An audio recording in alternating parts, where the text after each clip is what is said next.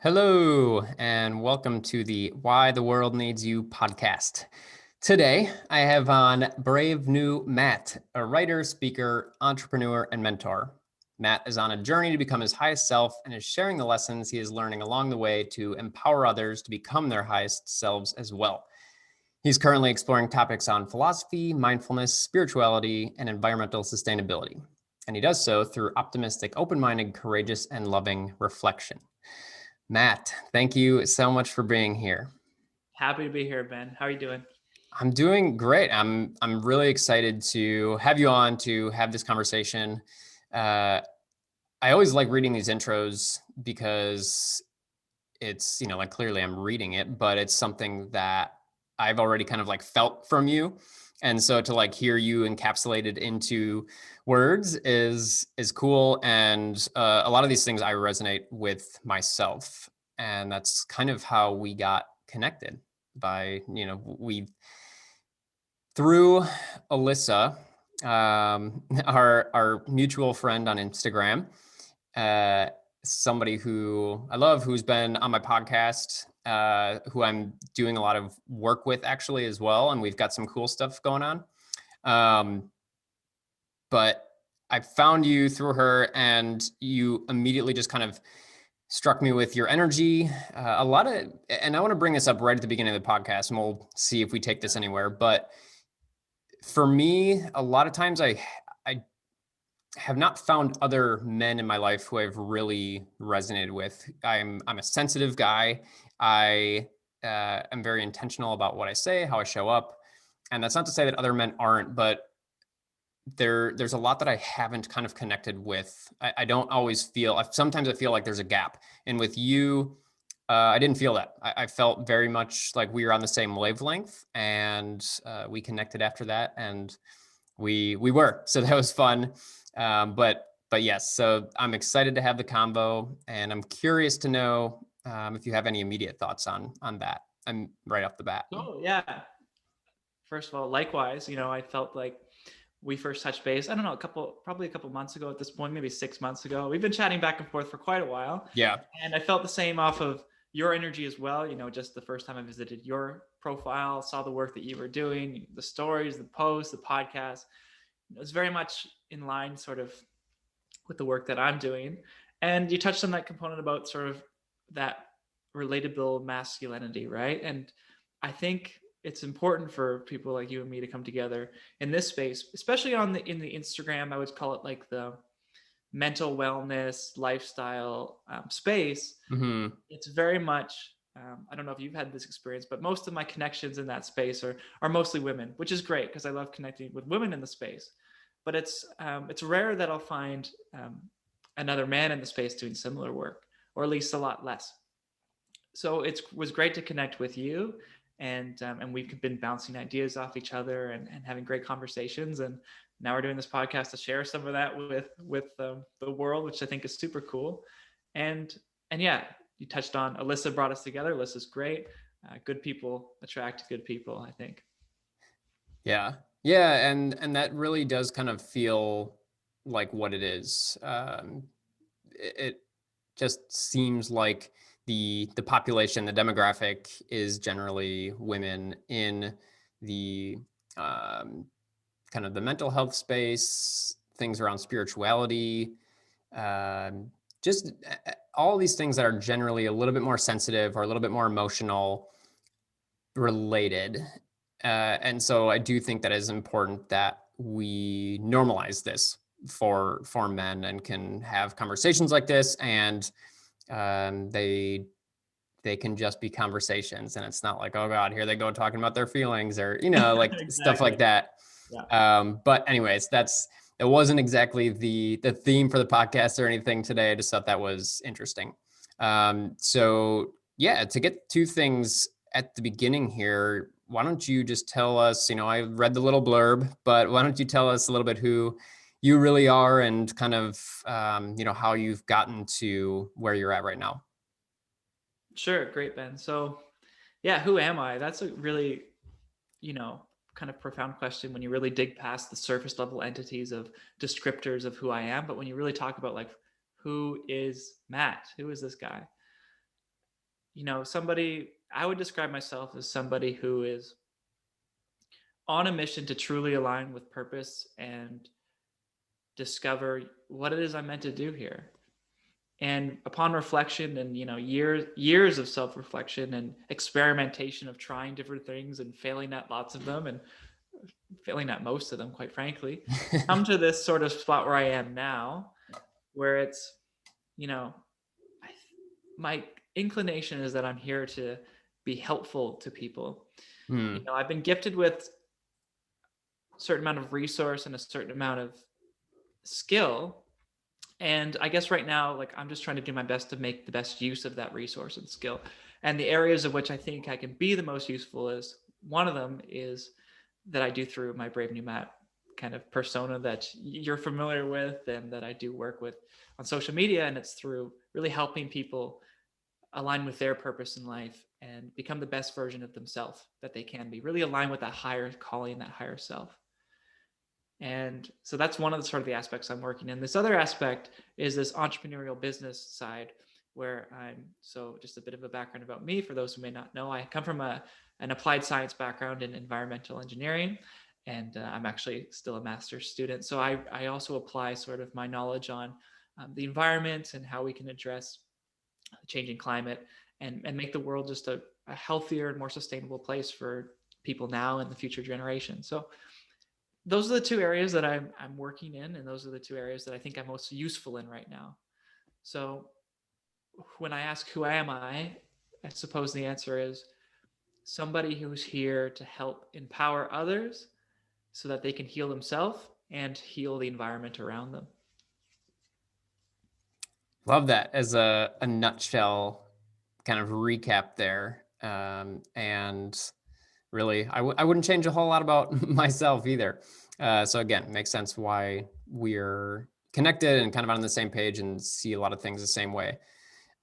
Something that I'm curious about, and of course, I know a little bit about it, but I'm curious how you got to that place, because to me, that's a very clear, who am I? Like for most people, that's incredibly clear because a lot of people don't have that.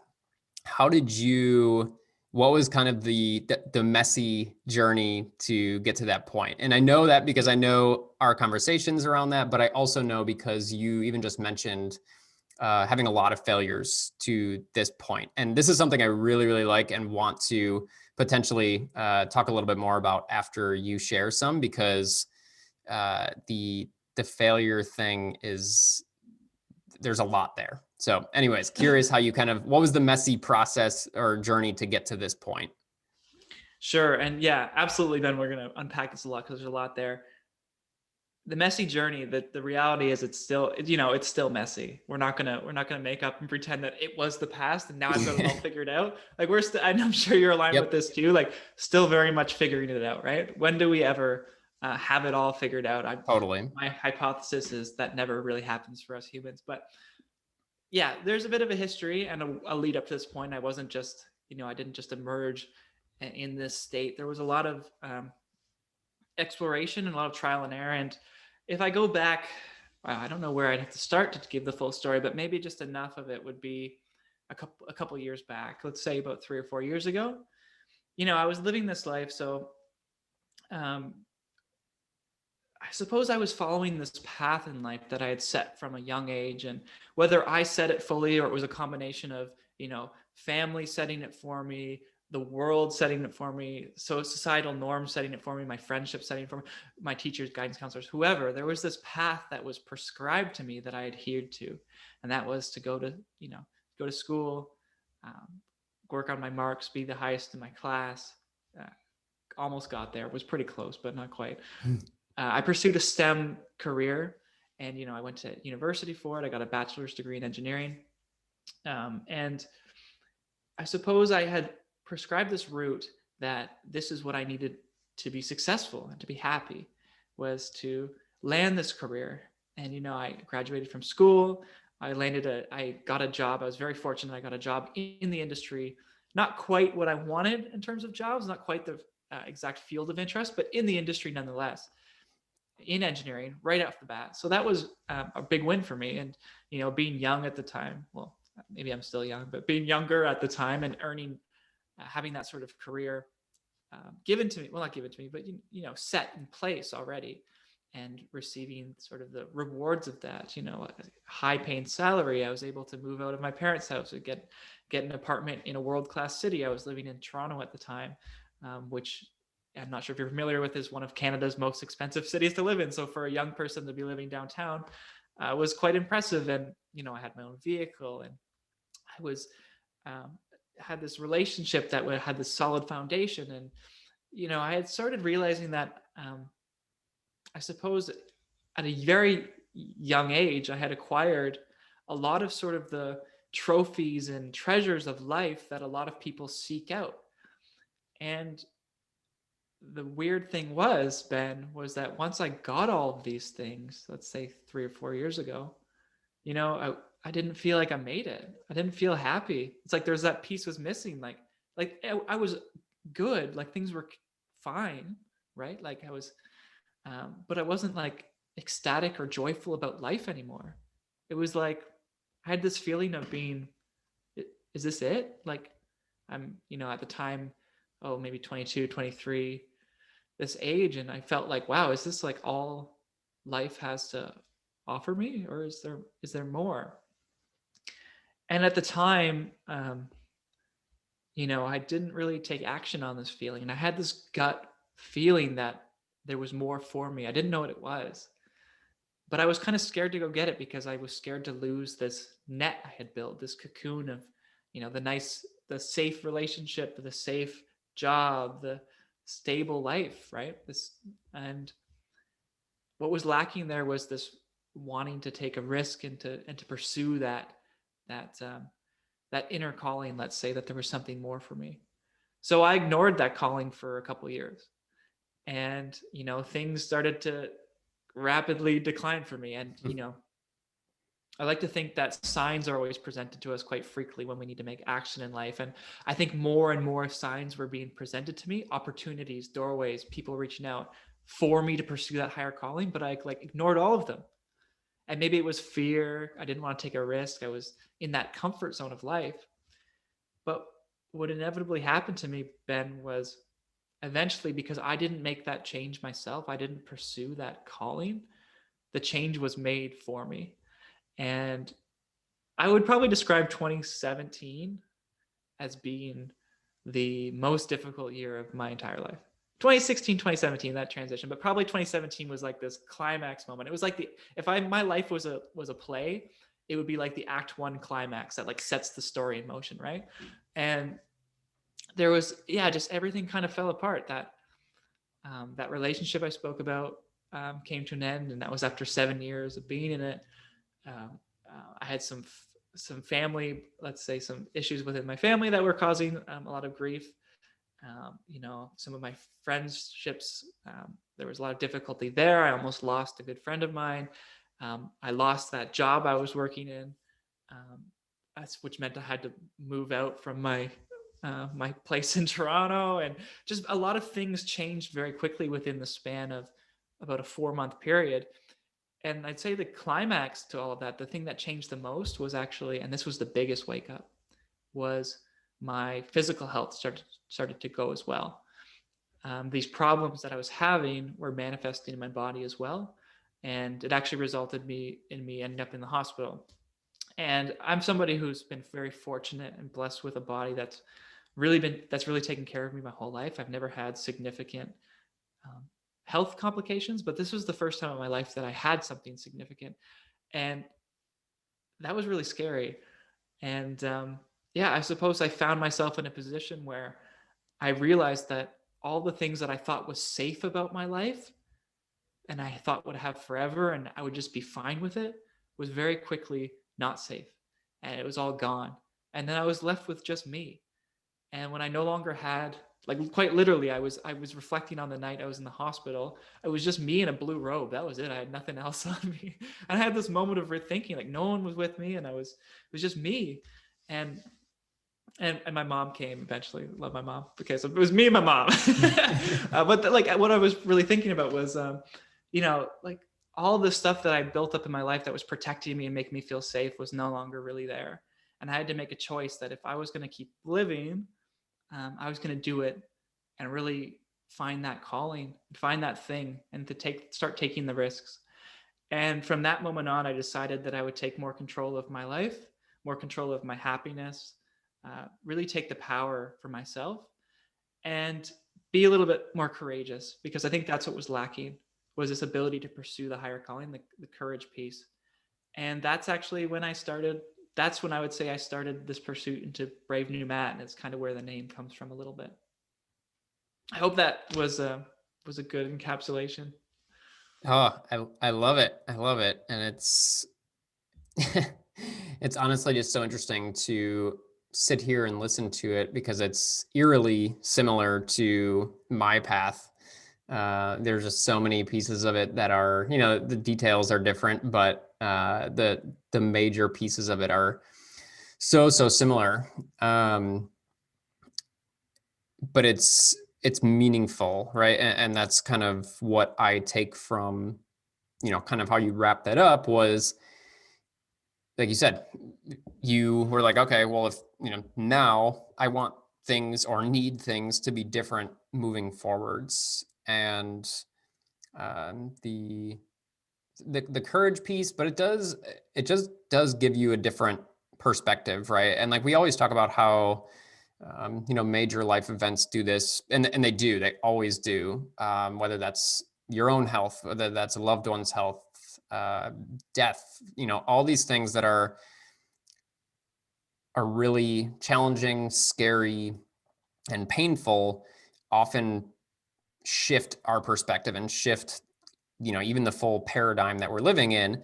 So for you, I'm curious, like, what were like with that and coming out of that, so courage is like the first one you said. I'm curious if there are any other, like, did you have specific things that you were like, this is how I'm going to move forward as being, or these are things that I'm going to do? Like, what did that clarity look like for you? Or was there still a feeling of clarity, but kind of messy when it came to the details of it? Yeah, that's a great question. Um, I suppose the way I want to answer this is just saying that when I, let's say, emerged into this new life that I wanted to live for myself, I set maybe some ground rules. And they're kind of like almost like the ground rules and philosophy that I live off of now in my life. And it's kind of a couple things. It's not very complex, but it's like um, living by certain virtues to a T. Like um, integrity is a big one, who I am, and really matching my words with my actions. I think, actions always speak louder than words. So no longer really caring about outside, I mean, this is the difficult one, but no longer really caring about other people's sort of opinions on the way I should be conducting myself, and really emerging myself sort of as a leader in that sense, to show that other people can do that too. And it's okay. Like, it's okay to be authentically you. Sometimes we, like, as a culture, we want to seek safety in other people, and we want to align with other people. So we take on their belief systems, and we take on their ways of being, so that, we can feel comfort and we can have our tribe. But sometimes, you need to really take a risk to be you. I think that's sort of why we're here. That's kind of like why we're here a little bit, I think, is that individuality. And that, yeah, leads me to the next point, is my individuality. Really, at that point, I realized that a lot of hardship that I was putting into my own life was coming from this need to align with things in my life, like whether it was like political ideologies or whatever, or like these titles I would give myself. Oh, I'm this, I'm that. Really letting go of all of that and really just embracing, no, I'm just Matt. Like, Matt's not this or this. Matt's just Matt. So I would say, like, individual, embracing my, like, who I am as a person and being authentically me, and not bending that to please other people, was a big one, because there was a lot of people pleasing happening beforehand. Another couple of things is, like, I come from this background of like a STEM background. Like, I've been a science and mathematics kid my whole life. Like, when I grew up, I was like that. And that was the class. Those are the classes that I excelled in elementary school to high school, was like all of the sciences. And when I went to university, it was science stuff too. And I really adopted this, like, this mindset that everything had to be like rationalized and certain before I would make decisions in my life. And a big part of my journey, Ben, from that point was really like confronting that um, sort of um, that kind of persona I was adhering to, this idea of like this person, I have to be a person who makes every decision based off of logical, rationalized thought. So really letting go of that need for certainty within my life, as if I can somehow, this human brain can understand and interpret everything about the universe around me. Um, yeah, so really embracing that sometimes things don't have to always make sense for you to go forward with them, right? Like sometimes things like we have to make decisions from the heart and not decisions from the brain. Like they should work in tandem, body, mind, spirit all together. But sometimes you need to listen to the heart and the gut a bit more and not do things just because, well, it can be rationalized that it shouldn't. So I embrace the uncertainty, I would say, embracing that things don't have to be all figured out all of the time. And the last piece I want to touch on is let's see, what's the best way to put this? So letting go of the need for certainty. Hold on, I've kind of lost my train of thought. No, I think that's probably a good summation. Letting go of the certainty. Yeah, and okay, the last piece, yeah, letting go of the need for control as well. Because I think for a long time I was a person who everything had to be in its place, and I had to like exert all of my energy to making things go the way I wanted them to go. And now I just kind of I surrender a little bit to outcomes. I always kind of lead by how that with my values and what's that integrity piece and like what's true to me, and whatever the outcome is the outcome. And just knowing that I'm doing things based on what feels best for me is that anchor that I need. I don't need the anchor to be away from me. I'd rather it be within. So I love every bit of that. And again, the second piece definitely very much what I've experienced as well. But the first piece you mentioned, yeah, like at least to me, it sounds a lot like identity, like knowing your identity and being rooted in that instead of um, just doing things to do things or to be good at things or to achieve things. And also then to do things that were inherently you, like you said, the people pleasing things that they weren't for anybody else. The way that you're showing up in the world on a daily basis, you're not shaping that to what you think you should be, or this version of you that is more successful, or whatever it is. You kind of let go of that and shift it into, I could just be authentically me, and that's perfect, and that's enough as it is, and and that's all I need to be. And it's incredibly liberating, right? It's a terrifying thing for sure, because we're never quite sure like what that's going to look like, how others around us are going to respond to that. But at the end of the day, it's just so liberating, because now all of a sudden you can just let go of all these things you're trying to hold together, right? Like I'm just like, as I'm talking and like the energy of it to me is just very tense, because it's like you're trying to hold all this together. You're trying to hold this like perfect, in your mind, right? Because it's totally just your perception, this like perfect version of you, and trying to be so many things for so many other people. And it's exhausting. And yeah, at the end of the day, that's kind of how we lose ourselves, right? Is when we don't have that solid foundation for who we are. I do want to hit on the other piece too of uncertainty and control, because I think this is massive. But in terms of the identity piece, like, did you have a process for that? Or like, as you were going through this period of your life, were there certain things, how did you start to come to terms with who Matt was? Was that a very conscious process, or was it like just starting to show up daily? And was it more of like a uncovering type of process? it's a great question. Yeah, a little bit of A, a little bit of B. I think a lot of it is, I mean, a lot of it's still ongoing, but I would say like this sort of shift I had in my life around 2017 really put in a lot of new interests in my life in terms of what I wanted to pursue. And I guess I realized that like the route I had gone down didn't give me all the answers that I needed in life, and that I wanted to take on some different perspectives, and that's kind of what actually entered my interest into a lot of the topics I talk about today. I gained an interest for philosophy, for spirituality, for building more of a practice of mindfulness in my day to day. And that all came out of that period. Those were all sort of things that I never charted beforehand. And it was through these pursuits in self study, reading books, old books. They say, like, if you want new ideas, read old books, right? Reading a lot of like old wisdom and stories and really understanding how they relate to my life and uncovering that in that way was a big part of it, and realizing that there was a lot of truth and a lot of things that I adhered to that existed in realms that I didn't first put my mind into. So that was like a good learning process for me, was studying other things and reflecting on how they relate to my own life. The other was was in practice in my day-to-day life, was testing whether or not who I am could be accepted. Because Ben, you were talking about, how exhausting it is to be this person for so many different people. It's like, I don't know if you felt this way, but I felt like I almost had a closet full of like masks that I would wear. And it's like, who am I talking to today? What mask do I have to put on? Oh, I'm walking down the street. Well, this is who I present myself as. And, I'm visiting my parents. It's like, okay, I'll put on the mat for my parents.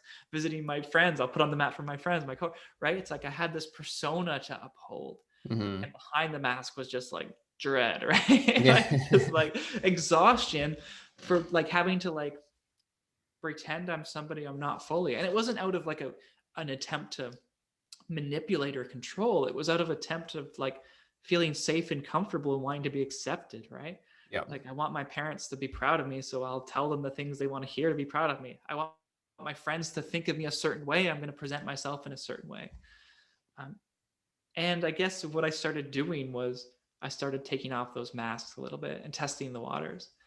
And this is a really difficult thing for a lot of people, and people I work with have told me the same thing, is that it doesn't always go well, because sometimes the people in your life who you're wearing the mask to really cling to and depend on that masked figure, right? And there's always some backlash a little bit. And that's when you really have to hold true to who you are to deal with it and to cope with it. Yeah. And I think that part is a reason that a lot of people may live with this idea of, they know that to some extent, that, and by the way, the metaphor was perfect, feel exactly the same way. This is the interesting thing. I always prided myself on the fact that I could be a chameleon and kind of be that person, be whoever, what the situation called for. And sometimes that's good, but a lot of times, if you're abandoning yourself in the process, it's not a good thing. But I think the thing that is the struggle is what you mentioned. People have this sense of, I know that there's a large possibility that if I show up differently, if I show up as more of myself, I may change this dynamic, lose this person. And, I definitely had it in my life where there was backlash. I've had clients struggle with this. But the magic of that is that, yes, it's difficult to go through that and it's scary, but what happens on the other side of that is something that is so much more powerful. You start to have relationships that are much more like deeper and more meaningful. Um, you start to see a different side of others that you didn't know existed, but feels really meaningful to you. You come in contact with people that you never would have because you're opening yourself up to these things. So it's really scary to take those first few steps. And I love what you said, like kind of like testing out, like having the mask off for a little bit and seeing how that goes. Because then over time, once you start seeing, not only for yourself and your own experience of like, oh, this feels really good to just show up as me, and you start to root yourself in that feeling of it, like it does feel good, you also start to notice all these other good things that start coming into your life because you are acting as yourself. You are not acting as anybody else or anything that you think that you need to be. And so, at least in my experience, that's definitely been the motivation for continuing to do so, right? It's like you're positively reinforced to keep being more of you because the things that come to you in your life are vastly improved, I would say. Oh, absolutely. I couldn't have put it better. You hit it right on the head. Another part is like, not only do when you start showing up for yourself, like your true self, you actually start inspiring and inviting other people to step into their true self too. Because Mm, although maybe we feel like we wear a mask and it's just us like wearing a mask, it's quite likely that the people around you are also wearing a mask on the same reflection, right? To you, because they want to impress you and to show you who they want you to think they are. And when you start being really raw and authentic and just really embracing who you are, and they take notice of that and go, wow, like maybe I can be a little bit more honest with them too.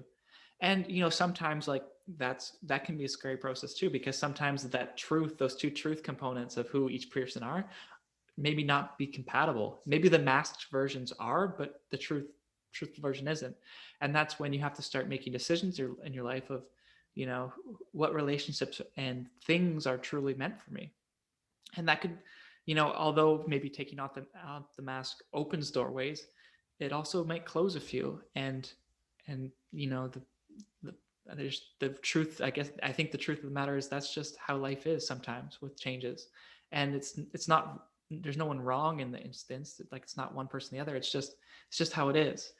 And sometimes when we have on that progress of stepping into who we really are and being the best version of ourselves, we have to let go of some of the things that might be holding us back a little bit, whether yeah. that's like negative relationships, places, career paths, whatever. There's lots of things that are holding us back, addictions, this sort of thing. Yeah, yeah, totally. And we could go down that rabbit hole. I want to take it another way though. I'm going to quickly respond to what you said about uncertainty, embracing uncertainty and letting go of control. Mhm. And then I kind of want to direct the conversation a little bit more towards your blog and how you started the blog. And so I think these things are all going to kind of tie together.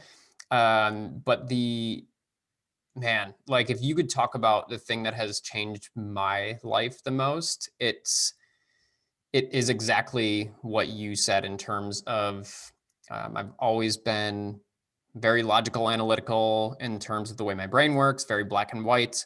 It's like a joke with my mom. We're just like, oh, like you told Benjamin that like there's some gray area. Like, nope, that's not gonna compute. Cool. Um, but like being able to embrace uncertainty, let go of control, like absolute control freak in the past. And as you've alluded to a couple times, these things they still exist, right? And they don't just go away, but it's like the extent to which they exist or we live in these paradigms. So like I definitely still like control when I can get it or when I can have it or feel that. But the doing those things has dramatically changed my life and it has brought some of the best things or has brought the best things into my life. And it's amazing like just how powerful that can be. And like you use the word surrender, and it's very much something that I do on a daily basis. And so what I encounter, did for myself, but also with people when we're talking about something like this is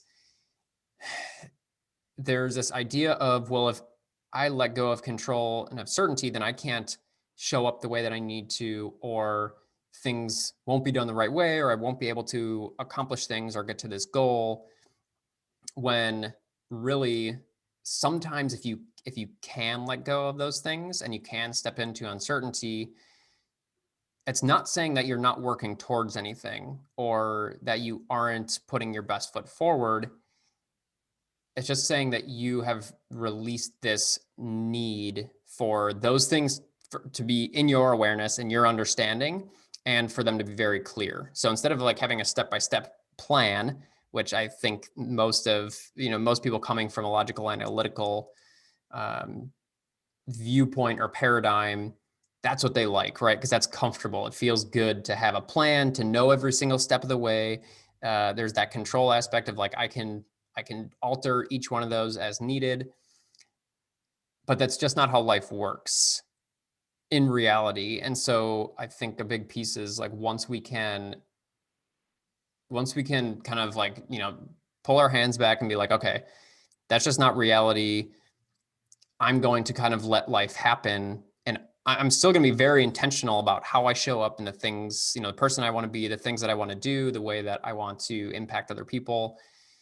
But I'm going to let go of the details. I think for me, at least, that's the big part is like you can still have a direction, you can still have clarity, you can still be very intentional and kind of like assertive in how you show up in the way that you are creating your life, but you don't need to know the details. You don't need to know exactly how everything unfolds. And my argument, and I believe yours would be the same, is like it actually, things get even better when you can actively let go of those things and realize that you're okay with however those end up happening Mm-hmm. because you know your direction, and the rest will, you are confident that it'll fall in place. Mm-hmm. No, yeah. A couple things I want to touch on from what you said.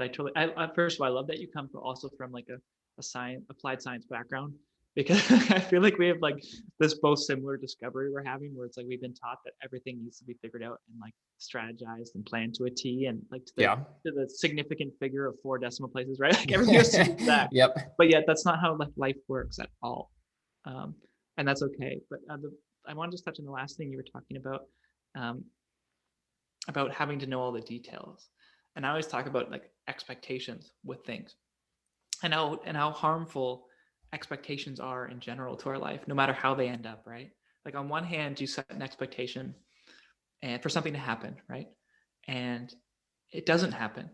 Well, then you've sent all your energy to perceive that outcome of it happening as the most optimal desirable outcome, as if like nothing is above it, it's the best. So now that you didn't get it, you perceive every other outcome as worse, and you're likely unhappy because it didn't fulfill, whether it's like a new relationship with someone or getting that new job or whatever it is. But yet that thing not happening might have led you to something else equally as great or great in a different way. But yet now we can't focus on the blessings and the amazing things and the magic of that new thing, because we're so focused on that feeling of lack, that we didn't get that optimal prescribed thing that we set in the past, potentially years ago, right? And then the flip side of the expectation coin is, okay, well, what happens if you expect something to happen and then it does? Well, now we have a couple things going on there. It's like, sure, maybe we're pretty happy because that relationship worked out, or we got that job, or we won the lottery, or whatever the expectation was. Though that last one's probably not a good expectation to have. But the thing is now we've removed a lot of elements from our life. We've removed that uncertain component. We've removed that surprise, that joy. How can something truly make us happy and joyful and exciting if it happens exactly as we intended it to happen? We've already lived out that in our mind, so now it's just in the real world, okay? And we've also closed the door to all the things that life could present to us that we're not even aware of. Because in our awareness, there's like the things we know, and then there's like the things that we don't know, right? And then there's the things that we don't even know that we don't know. There's like 3 layers to it. And I think the best ways, in my experience and how I've tried to been living my life the past couple of years, is um, not having those expectations, and really embracing that I don't have it all figured out and that I don't know what all the options are. So I'm going to be open and inviting to all of the things that I don't know that I don't even know. All of those uncertainties, I'll welcome them into the life, because as long as I'm rooted once again in those values and virtues we talked about earlier, then it doesn't matter what's thrown at me, because I know I'm going to act in the way that's most true to me. Mm. Yeah, love that. I absolutely love both ways that you describe that, and uh, I'm not going to try to do it any differently. The final thing I'll put on that is, it's funny, and this is a thing I think that I really want to get across to anybody that is still very much somebody that is wanting to hold on to certainty, loves that need or desire for control. The way that my life is now, and I was telling, like, I told this to a friend the other day, and it just felt so good when I was saying it, is that I genuinely enjoy not knowing how things are going to turn out. Yeah. The Because here's the thing. Now, and this is exactly what you were talking about, is now possibility is endless. Instead of, like, when you're controlling and when you're craving certainty and when you want to operate within that framework, the possibility is incredibly limited, very narrow. It may be the thing that you want, or at least you think you want, but it's not open. You don't have this open field of possibilities. And that, to me, because that's how I've lived my life only recently as well, like within the past couple of years, um, it's just so liberating. And so for anybody that especially struggles with stress and anxiety, if you've had depressive bouts, or if you've been depressed in the past, this kind of mental health thing that we touched on a little bit here, like, living in this paradigm, it's not to say that all this stuff goes away and that life is just like easy, but on a daily basis, that is not my experience anymore. I'm not stressed and anxious about everything because I don't need to control everything, because I know that things will work out somehow, some way, and probably even better than I could have anticipated or tried to make it happen anyways. And so now I just have to sit back and show up the way that I know how to, and do that day in and day out, and just trust that um, what's going to happen in my life and what's going to come from the actions that I'm taking that are from a very aligned, value driven place, as you're speaking of, um, you just have to hold so much less. All you have to worry about is you and how you're showing up, and all these other things, the how you're getting to kind of your end goals or things like that, like those things fall into place. And so all this, I just had this happen with a client recently, and it's so cool to see somebody else go through this. Like, it's like this stress and anxiety that is just like always on you, it just starts to dissipate. And it does, and it's not magical, like it doesn't happen overnight, but over time it just starts to dissipate slowly until no longer do you have this like heavy, it's like you're wearing this big heavy cloak or armor or something like that, and you don't need to anymore. So that's been my experience, and it's, I mean, truly the number one kind of like life-changing paradigm shift that I've had. Yeah, yeah, I can relate absolutely to what you're saying. One way I kind of describe it is like when you're trying to plan everything out with certainty, you're taking yourself and you're like locating yourself on this timeline of like the future of where things are going. And that's, I think, a large part where anxiety comes from a lot, is because like we have this idea of where we're going to be, where we will be in the future on this timeline, and like we're worried it's not going to work out the way we want. We're anxious, and the person that we are right now in this present moment suffers because of that. And I think it's reflection, it's sort of like brother sister emotion is depression, because it's like the exact same but on the reverse. It's like a past event is really draining our current present now. So sort of what you were just kind of saying, I think what relates to that is like when you are adhered to those values and you release that need for control, you can release this timeline. You no longer operate in this timeline, you just operate in the present now. And that can really let go of those shouldering burdens of the anxieties and depression. And I think stress is rooted in that as well. But stress is more to me like the burdens of the now. It's like once you've released the anxiety and depression of the past and present, it's like now you can release the demand of the now with releasing stress. But and that's a huge part of the mindfulness practice too, right? And awareness of yourself and who you truly are right now. Yeah, it's It's all very powerful. And I hope what we did there, because we didn't start talking about mindfulness and kind of like being present, being in the moment. And I like that we kind of made our way to that, as opposed to, because I think a lot of times when you start the other way around, you can kind of lose people right away, and it just doesn't feel very realistic, or it feels, a little bit like, oh, like, okay, that's not going to change my life that much. But hopefully we've been able to depict a little bit how it's changed our lives. And because I totally agree. I mean, really what that does, it allows you to be here, be right here, right now, and focus on that, and being able to put all your energy into that instead of spreading that across this timeline that you're saying, whether that be in the past or the future, which we're going to do because we're humans to some extent. But if we can stay Absolutely. mostly in the present, um, it just starts opening things up. You To me, it's twofold. You get the joy. You can experience joy, for one. That's number one. Because if you're not in the present, you cannot experience joy. And I think that's really important to really like internalize, because a lot of people want to feel happier.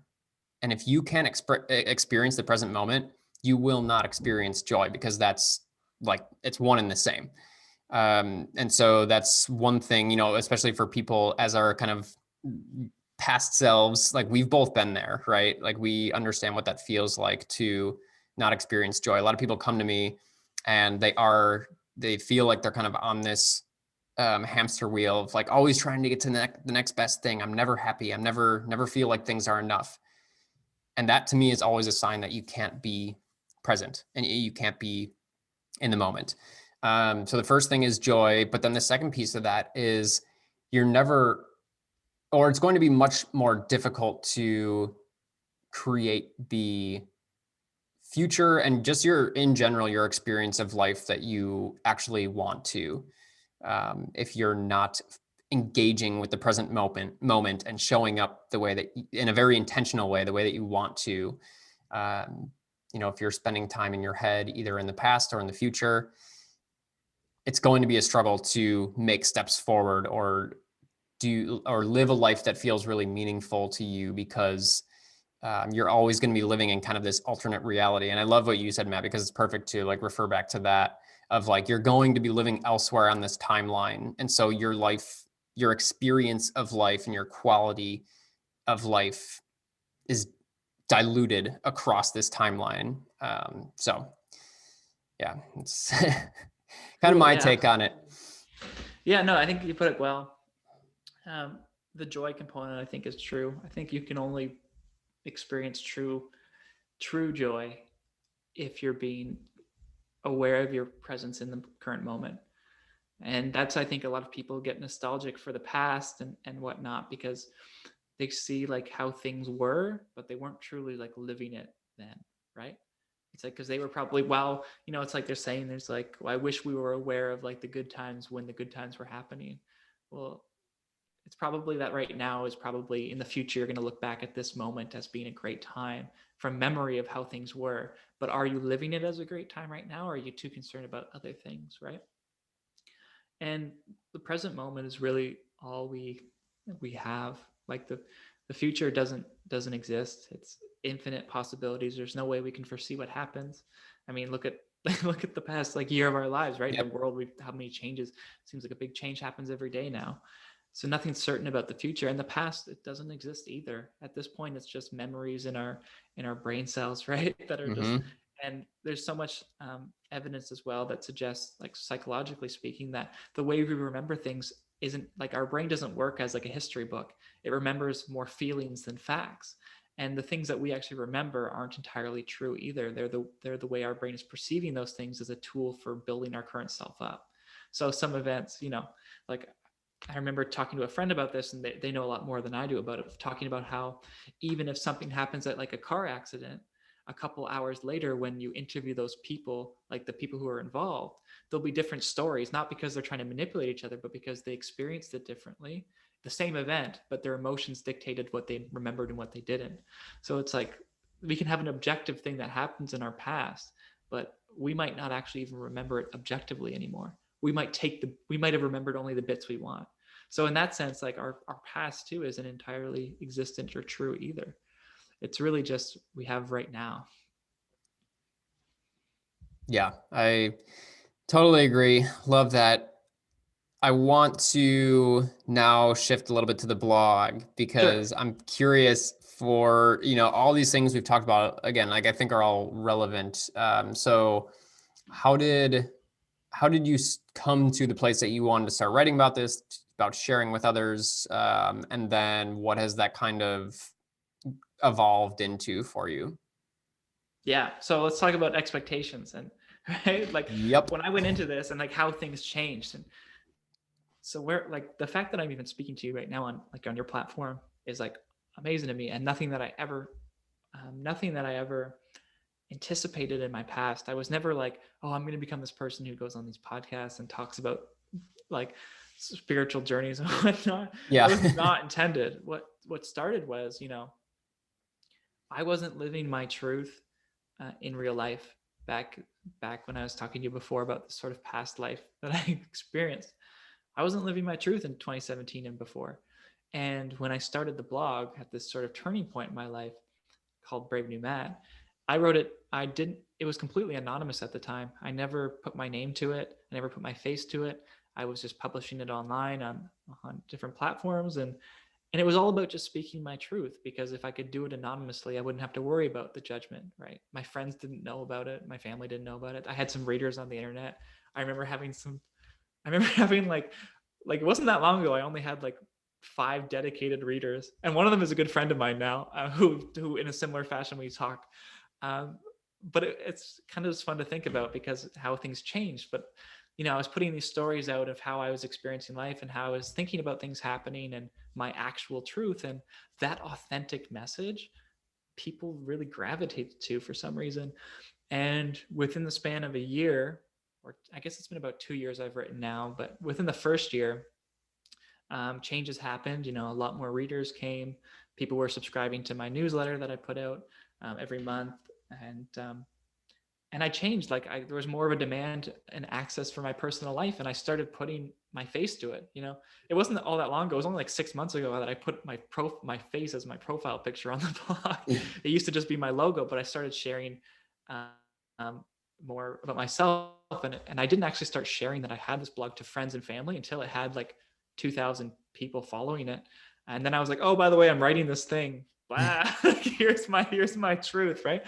And now it's like grown, and my page has like almost 6,000 followers now, and never that was never the intention at all. And people just what I hear the most, and when people tell me like what they like about it, it's that humility piece. It's that nuance piece. Is when a part of my writing is very intentional, that I don't ever answer things with certainty. I never finish a blog with like, in conclusion, this is the way life is. Like in conclusion, A, B, X, like this is the way it is. I never answer. Usually I end blogs with a question. It's like, or a reflection. It's like, okay, now that I've thought about this, like what's next? Or is this true? And I think people really like that uncertainty, that humility piece, and that transparency piece. And so I let those principles kind of guide me now. And what that evolved into, Ben, you're asking like where it's all going.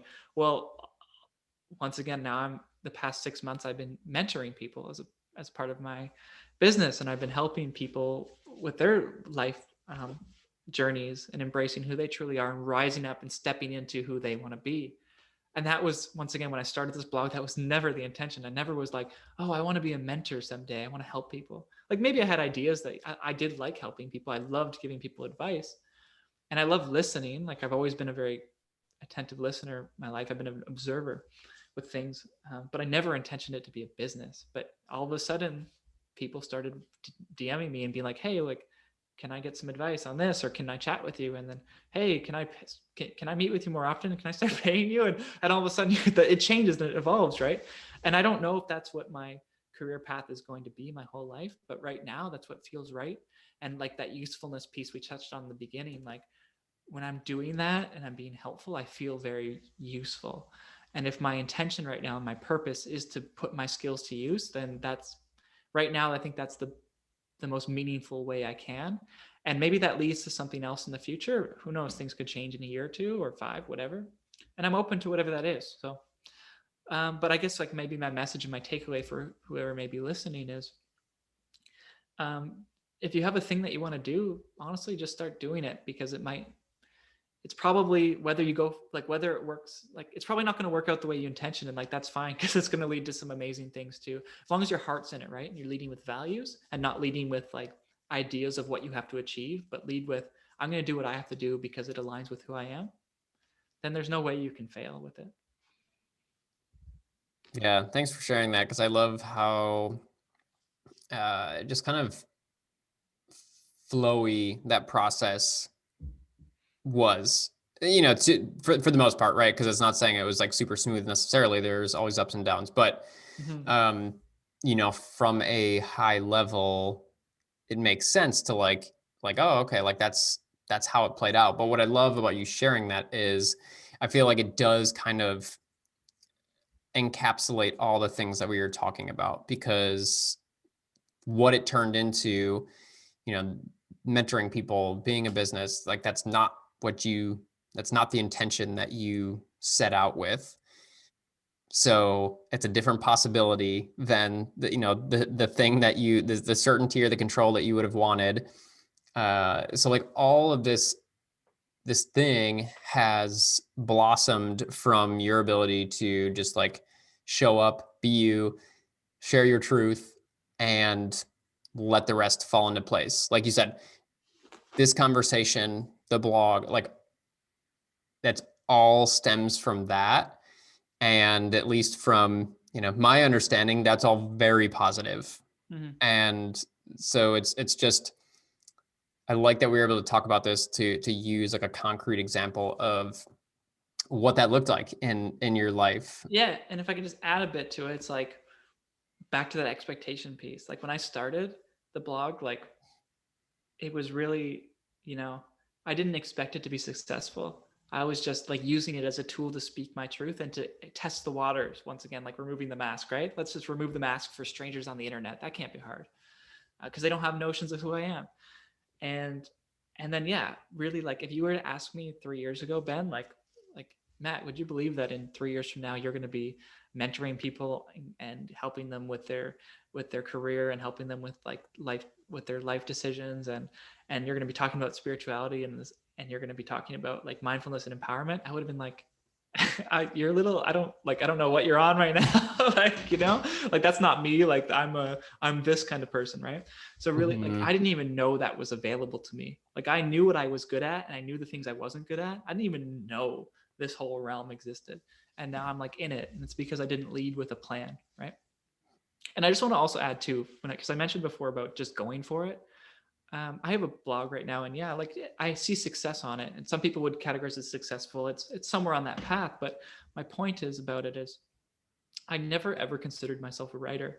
And if you go back to those first early blog posts, like I'm gonna look back at them now. Objectively, in my mind, some of them are pretty bad. Like, I'm not gonna lie.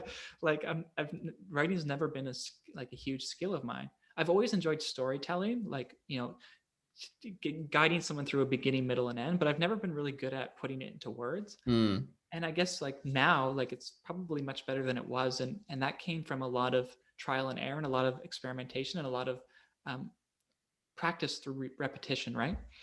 So I guess what I'm trying to say is that if you're someone who's listening and you have an idea for something you want to start, but you're like, oh, I'm no good at that, that good will come. It just requires you to be there fully present with yourself and doing something that you love, right? I always say you can always learn to be good at something. You can't learn to love something. And I think that holds true. So as long as you're doing something that you love, you can learn to be good at it.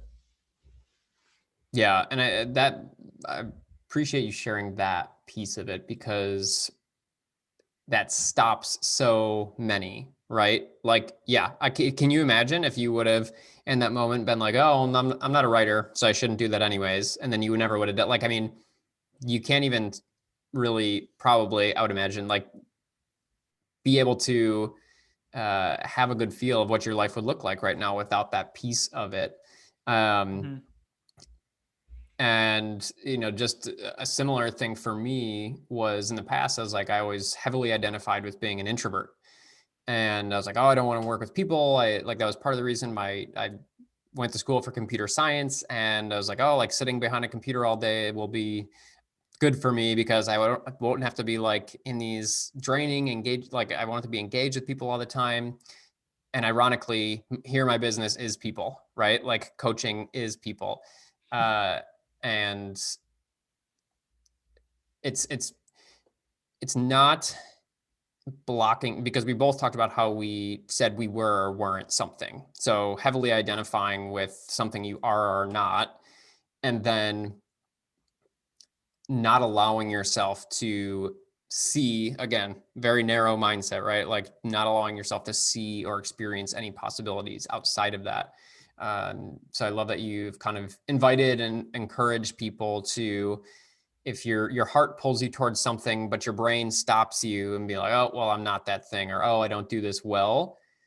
Like, don't let that be the thing that keeps you from doing. And again, I think the one thing, based on my experiences personally, but also with others, as kind of like a third step to that, is not everything you do has to be successful.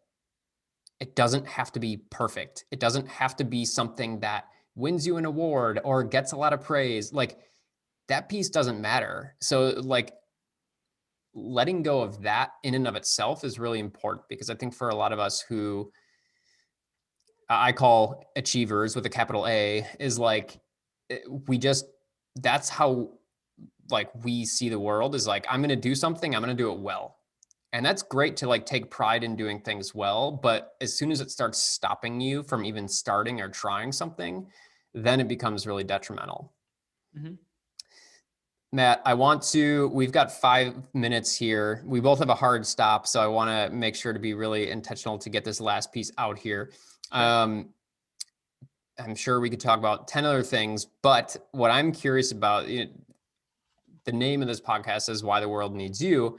And when I realized that this last season that I did it, I wasn't really highlighting this for the guests. We talk through your story, we talk about all these really impactful things, but I was never giving you an opportunity. And I tell people all the time that it's really important to own and acknowledge and discover, before those two things can even happen, your superpower. What is the thing that you as a human being have that you and only you can offer? And that's not saying that anybody else, can't be you. This is not coming from a place of ego. This is coming from a place of seeing yourself for the unique and beautiful human that you are and what you have to offer the world. And so I'm curious, Matt, for you, what is that thing? What is that thing that you have to offer the world? Why does the world need you? Wow, this is a great question. And it's I have to admit it's difficult to not like to stop monitoring myself being like, is that coming from ego or is that coming from truth? Right. But Part of the fun of it. yeah, it's like there's a little internal battle happening right now, Ben. Yeah, I would say what I off like why the world needs me. There's a unique journey and perspective that happened with my shift in sort of what I'd call like the way I used to live life and the way I live now. And I think what I offer is, I try to always do my best, and a lot of people always do their best, and I always try to be very accepting, a good listener, judgment free, always understanding that actions usually are understanding people's intentions and whether they're love based. And I suppose what I offer a lot of people and why maybe someone would need something like me is that I can be useful to them and not have expectations from coming backwards, if that sort of makes sense. Something like I offer the people I work with is a judgment-free ear, someone who understands that like they're who they are, and someone who can offer like critical advice that is, like objective and comes from like a place of love. And I think like that kind of person in many people's lives is lacking. So that's why I try to be helpful and useful. And and yeah, and I think it's like also that's how I'm working with like my personal space and like in my career space with sort of this environmental component I'm working on. Is I think a lot of people in the science fields and the environmental field specifically are very certain of everything. Like everything has to be one way or the other. And like that space needs me because someone like me offers to explore that gray area that we talked about before, right? Things aren't black or white. There's lots of nuance, and someone like me provokes the nuance, I would say. And Ben, if I can just add too, when I'm just thinking about this too, well, I would say the world needs someone else, like in general, and like for your audience to reflect Mm-hmm. on, maybe, Yeah. is like really understand that the world needs you because you have a collection of experiences that nobody else has on Earth. No matter how similar another person's story might seem to yours, it's not the same. Mm-hmm. And like my what I would incline people to do is really identify as themselves and understand that their journey is not like anyone else's. Despite the narratives that society pushes on us that we have to, we're this way, so we adhere to this group, that's not true at all. And the reason why the world needs you is because the world has offered you a very individualized, specific, unique experience. And it's your duty to share that experience. Mm. Thank you for that. Yeah, beautifully said. A perfect way to end our conversation here, Matt. Thank you so much for doing this. Thanks for spending the time with Oh, it me, was a with pleasure, us. Ben. It was a pleasure. If the people want to read your blog, get in contact with you, where can they do that? I'll provide all the links, but let us know here. Sure. So the main kind of hub, well, you can always visit my website, www.bravenewmat.com, but also I'm on Instagram at bravenewmat. And my blog is linked on medium.com/@bravenewmat. But the links to all of my blogs I post on my Instagram. So if you follow there, you'll get all the updates, and you can, link in the bio to redirect yourself. Awesome. Well, guys, get on in there. Check it out if you resonated with Matt's story. And yeah, Matt, thanks again so much for being on. It was an absolute pleasure. Yeah. Thanks so much for having me, Ben. And we're going to talk soon. All right, man. Sounds good.